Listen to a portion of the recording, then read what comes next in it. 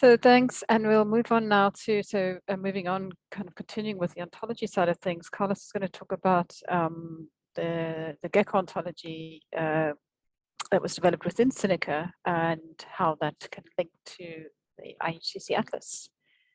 Carlos, over to you. Thanks. Let me move this. So I guess you can see my screen. We did, now it's gone. Sorry? We were seeing it and now it's disappeared. Sorry. I think when you went into full screen, it disappeared. Now just present. Yes, perfect. Oh, okay. Okay.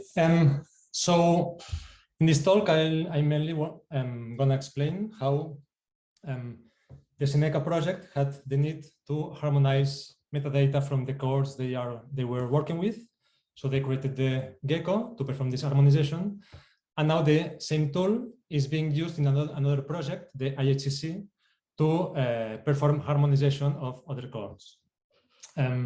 So it's a nice way of seeing how a tool developed in one project is being used also in a different one. So first, some context. There has been an emergence of many longitudinal and disease-specific population cohorts in the last years. There are decades of rich phenotyping and lifestyle histories. All this information is in biobanks, national initiatives, and research studies that are spread all around the world. And in addition, we know that the healthcare system will produce millions of new human genomes that will be stored also in different places. So different initiatives have appeared to improve the interoperability amongst these international cohorts. Their aim is to maximize the impact for translational research, precision medicine, and drug discovery. These are some of the different initiatives that are trying to improve this interoperability. And I'm explaining now the CINECA project. It's been, I think, explained before, but I will go quickly through it. And then I will also talk about the International 100 Cohorts Consortium. So in the CINECA project, we have 10 cohorts in 3 different continents that contain 1.4 million participants.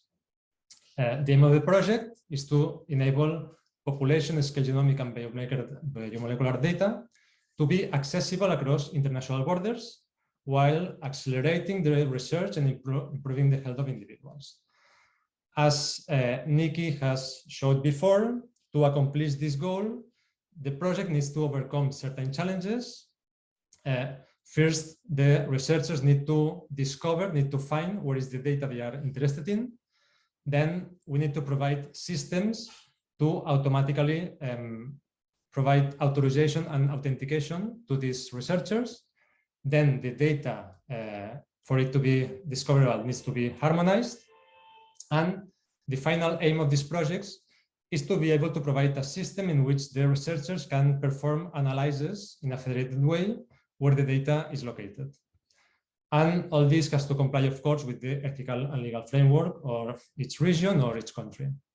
So in this case, I will focus on the harmonization of the metadata. So why is important the harmonization?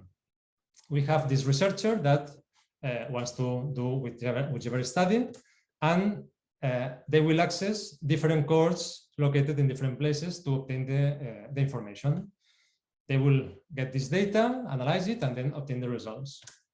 The thing is that this information will be stored in different ways in these different locations. So we can have a database in one cohort that stores their information and uses as a data dictionary which terms they have collected from the participants. For instance, they use the terms sex, smoking, and COVID-19. And a different cohort can use different terms to collect the same information. And this is the problem, that if we have a system that tries to discover, for instance, databases that contains sex, then maybe the system cannot identify that are you male or female is also, it contains the variable, the value of sex in this term.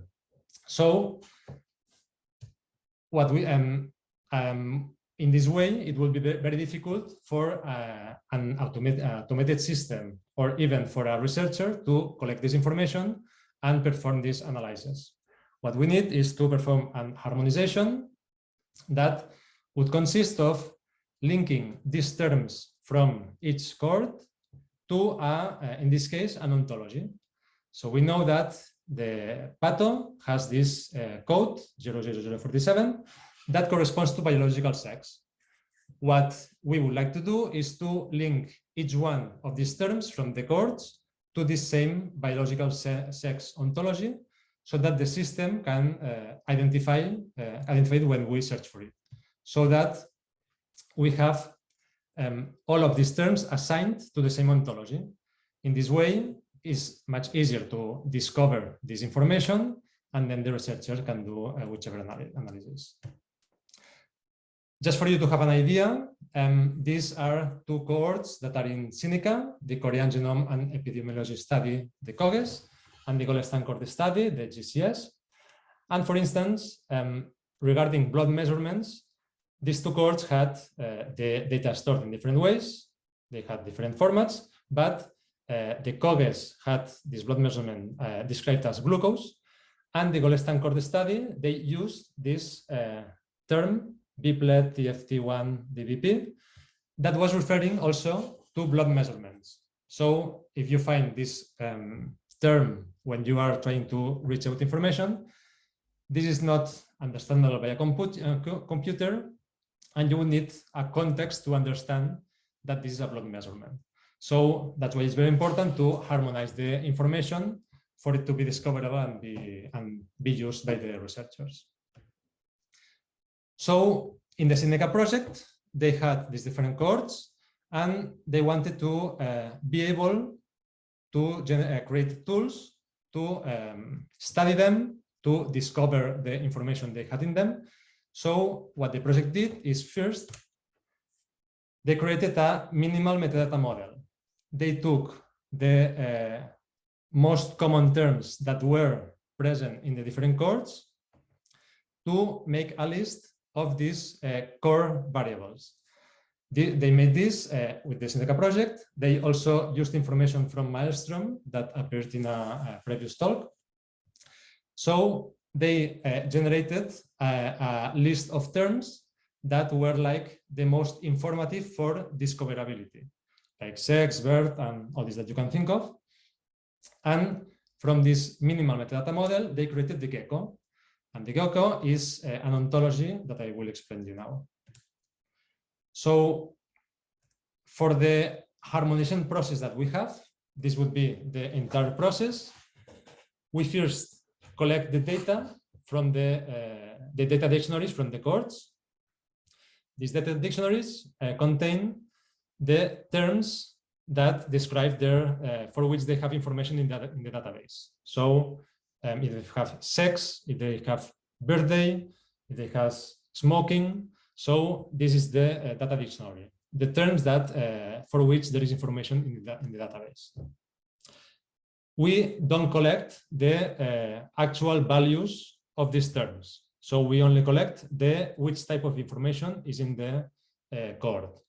And then we collect this admin data that is just general data from the cohort that we also need. Then from this, we create these old files, and then we use GECKO to do the mapping. This mapping step will provide the correspondence of the terms from the data dictionary to the GECKO terms that are the ontologies. So after doing the harmonization, you will have a new table that will show you which are to which ontologies correspond each term from the data dictionary. In this way, when you will search for information, it will search for the terms of the GECKO ontology, and as they are linked, it will know that the data dictionary contains that information. And in the end, we will have a file that we will export to another site. So now to explain to you about the GECKO. So what is the GECKO? Is this model formalized as an ontology. From this minimal metadata model, they created this ontology and represents commonly used attributes for cohort metadata. Those attributes that they thought were most important for discoverability and also for the specific use cases that the CINECA project had. This has been built upon the review of the Milestone Research Data Standards and the manual survey of the CINECA cohorts. And they got these overlapping core variables. The aim was not to reinvent, but to expand and reuse for maximum interoperability. So they used other terms from other ontologies to provide the terms for the GECKO. And in these cases that they needed something more specific, they created a new term, a new GECKO term. But the idea was to reuse the information that is already available. And this is a standard and OWL that Peter showed a bit the structure before. And the idea is that it can be interoperable with other resources. So how does that look? This is a summary of the terms. You have the main terms, the 6 first terms, basic core attributes, biosamples, and the others. And inside of each one of these variables, you have more granular terms. So inside of basic core attributes, you have aims and objectives, data collection events, and so on. So we have a tree of different terms, and each one of these is an ontology term. This GECKO is publicly available. You can access the OLS that I will show you later, and you can see all the tree, how it has been done, and also people can contribute to the GECKO, and it's available also through GitHub. So we would make the process with the GECKO, and there are also other tools that are being used in this process. They are the Zuma and the OXO. Just very briefly, the Zuma is an annotation service to map terms to free text, so that if there are cases in which these are, for instance, these terms used, and they are linked to, we know they are linked to SARS-CoV-2, so SARS-CoV-2 should be the ontology to be used. Once we get this term again, the system will recognize that these free tests correspond to SARS-CoV-2, and then it will be able to do the suggestion that this should be the ontology term to be used for this free text. And then there is also the OXO, that this OXO is a system to find mappings between terms from ontologies. So the mappings between GECKO and core terms are stored, and then in this way you can find links from different mappings from different cohorts. And so we will perform the harmonization. We would get the final file that I will show you later how it looks. And then we'll have this file. This file, we will upload it to an OLS. And this OLS is the ontology lookup service, and is a repository of biomedical ontologies. So the different harmonizations that are done are uploaded into this OLS, and this provides an up-to-date access. So you can come to this OLS page, search, for instance, is a case for the Mondo ontology, and search for the most recent updates for the different ontologies. So we would have then this site with the information of the harmonization for the different cohorts, but it was considered that we need some way for the researchers to be able to find the cohorts that contain the information they are looking for. So they should be able to query in a more specific way to find the cohorts that would be useful for the research. And that's how the IHCC project, the International 100 Cohorts Consortium, created the IHCC Cohort Atlas browser. And now I will briefly explain you about IHCC and the Atlas. So the IHCC is another of these initiatives to improve interoperability among international courts. Just very briefly, is another big project to aim to forge core connections by providing sustainable data infrastructure, collaborative research, promoting policies and best practices to foster connectivity, interoperability, and reciprocity among the different courts. The project now has over 70 courts as members. There are in these courts more than 50 million participants, and they are spread in more than 40 different countries. So as you can see, they are in different continents. They have courts. In order to be a member, you need to have a court with more than 100,000 participants. But if you have a court from a middle or low income country, then you can provide the court, even if it contains a less amount of participants, because this project also tries to improve the visibility of these small courts from these countries. So if you access the IHCC website, you can check for the member courts. They are all listed there. These are the courts that are part of the IHCC project. These are not the courts that have been harmonized. So in here, you will see the full list. There are also some descriptors of the courts, but these have not been harmonized.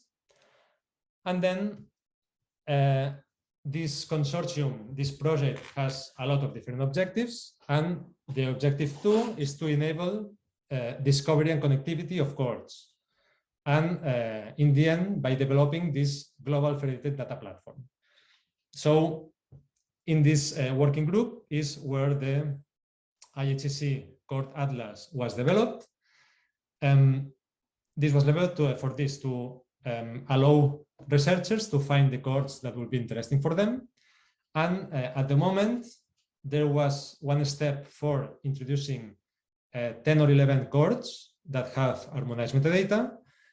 And now we have introduced another 40 more courts now that for which we added descriptors data that I will explain you how we differentiate this type of data.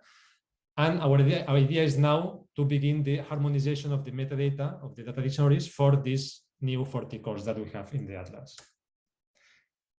So this is the website, the Atlas. Tomorrow I will show you how to go through it, but just for you to have an idea. On the left side, you have the filters. So in here you have all the information, and you can click on the different boxes. And if you want courts that are in Brazil and China, then you would, for instance, click these two boxes, and only those courts that have that are in Brazil and China would appear here. And then you can filter for other information, for descriptors if they have genomic data, and you can also filter for the harmonized metadata. So, and you will see this tomorrow, if the data dictionary had, for instance, alcohol as a term, and it has been harmonized, you can click in here if you want a cohort that contains, that has information for alcohol, or that has information for cancer. And then this filter would make in here only to appear only those cohorts that have this specific information. So in here you have the query bar, the information that you have ticked in the filters would appear here. You have the summary visualizations, just to show in a simple way the cohorts by country selected and the biosample types. And then in the middle you have the query results. So in here you have the cohort name, the countries, and other information. You can select which columns you want to appear here by pushing this button. You can select which columns are you interested in. And then on this column show the website, and you can find which are the cohorts that would be more interesting for your research. And then you can, through this website, access the actual page of the cohort. And in here, you could request access to the data or whatever you would need to do for your research. And just for you to have an idea, so we have the harmonization step with the GECKO.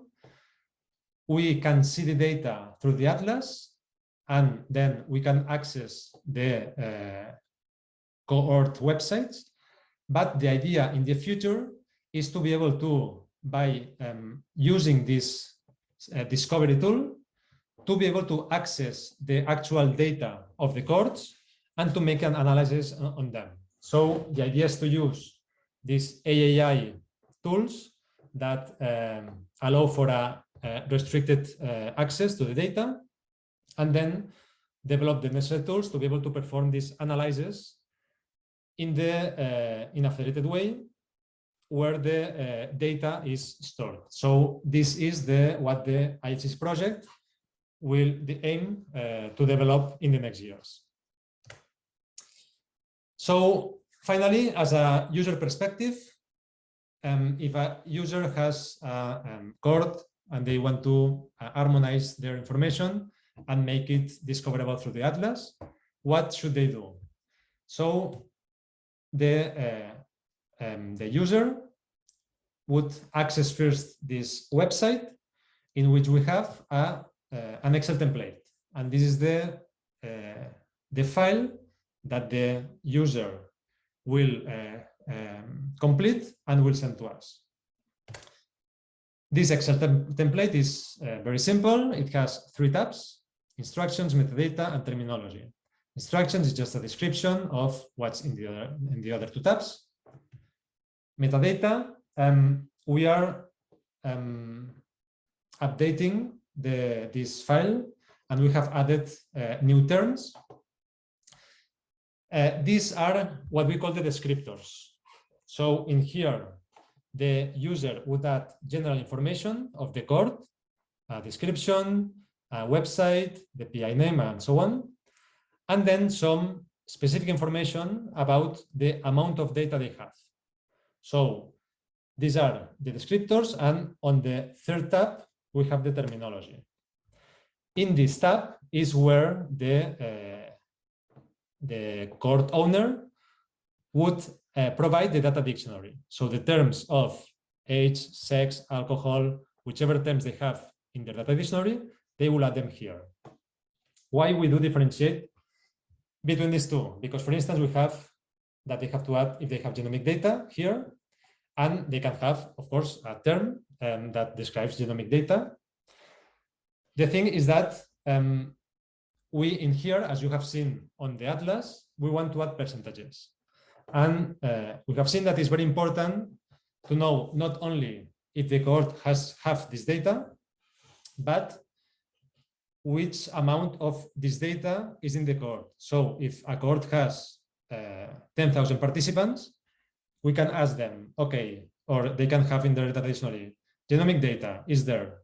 So in the atlas, it will appear as if they have genomic data, but it can happen that a cohort of 10,000 participants, maybe it's at the beginning of the project, and they have only genomic data for 500 participants. And the users can access the atlas, see that this cohort has genomic data, and maybe for their research, they need data from 3,000 participants. So they would do all the steps to access in the end the data. They would contact the cohort. They would maybe get the data access permissions and so on.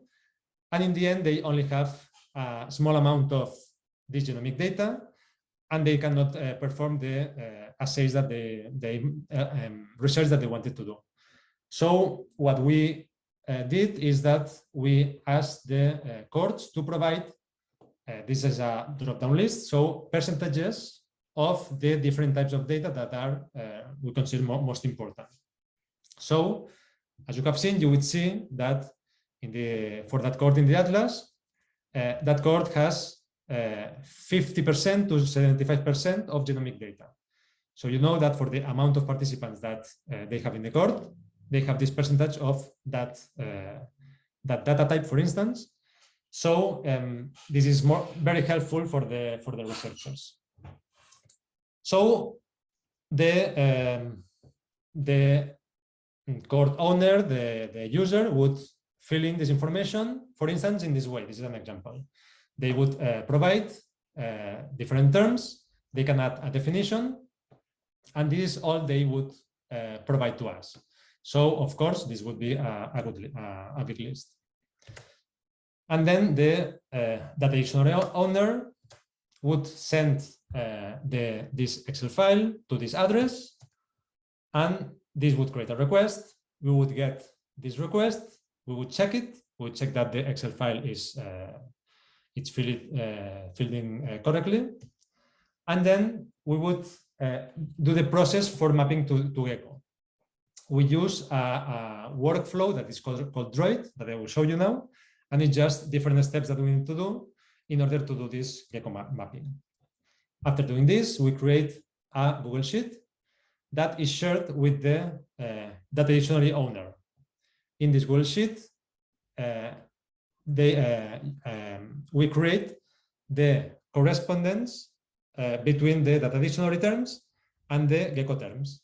So the data dictionary owner can check that the suggestions by the GECKO are correct, and they can also change them, so that we have a good relation between the ontology and the terms of the data dictionary. And then this is what would be updated, uploaded later into the OLS. And so this is what they would send to us, and this is what we would share with the user. This is after it has been processed. You have some ID. These are the terms to be harmonized, and this is the suggestions from the GECKO. And in here we have the confidence of the GECKO. So there are some terms that the confidence is like 100%. This from other ontologies, and they suggest this term, the pato for visual sex for sex. And then the user would check this, and would, if something is wrong, they would open this drop-down list and then select whichever term is the best for this label. And then we would upload this information once it's in the OLS. The OICR team that is in Canada would get this information from the GitHub and upload it into the Cohort Atlas. So now you still see my screen, right? Yes, we see the slide. So there's a question from Christian to say, it seems you're using a tabular spreadsheet to curate the metadata. Is there any scope in the project to store and annotate metadata in a fully specified common metadata model like CDISC ODM? So this tabular spreadsheet is only when we are in contact with the submitter, and then what's stored is this old file that is the one that is in the OLS. So we will keep the original spreadsheet also, but the really useful information is this old file that has been generated. So you could basically export from there, so they could export from their model to the spreadsheet, and then that goes into an OLS format. Yes. When it goes into the Atlas. Okay, so I don't know, Nick, Christian, if you wanted to have a follow-up question, if that answered your question. You can just unmute rather than have to type. We can't hear you for some reason.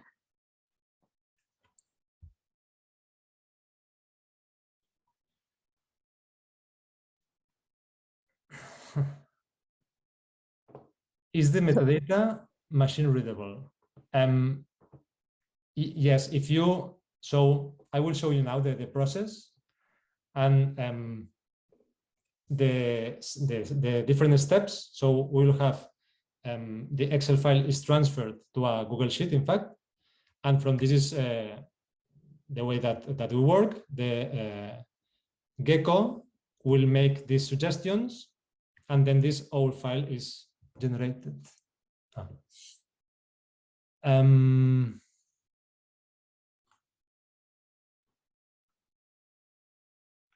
Okay. Well, so I will go on, and if you need more clarification, just let me know.